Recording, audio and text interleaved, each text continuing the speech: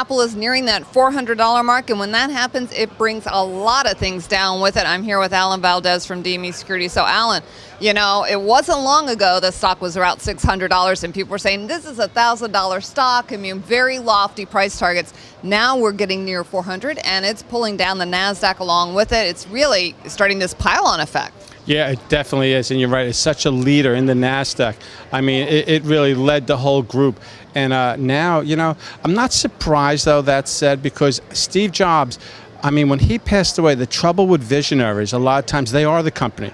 We saw that with Walt Disney. When Walt Disney passed away, Disney flatlined for years. It wasn't, ironically, until Steve Jobs with Pixar took over Disney that you saw Disney go up again. So I'm not surprised, not to mention Apple TV, that's probably the last thing in the pipeline with Steve Jobs, and so far the buzz on that is not the greatest, even though it's not even out yet.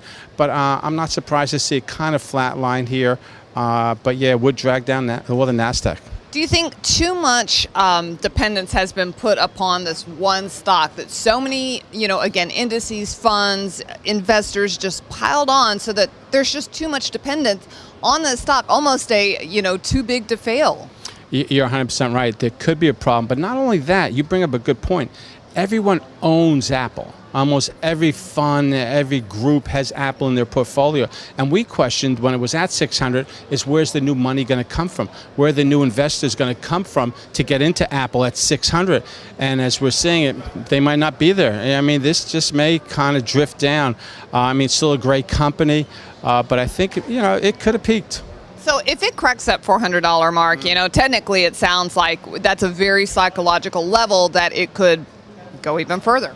Yeah, definitely. I mean, 400 is a big spot in the market for it. I think if it does crack 400, you'll see shorts pile on, and you will see guys say, okay, I'm out. Because if you look back, 400 was a big spot where a lot of guys got in between 350 and 400. A lot of people piled in at that level.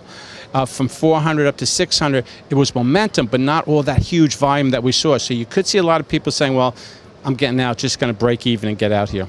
All right, there you have it. We're going to keep our eye on Apple. As you know, it is getting near that $400 mark. Very scary levels for Apple. That's Alan Valdes from DME Securities, and I'm Debra Borchardt with TheStreet.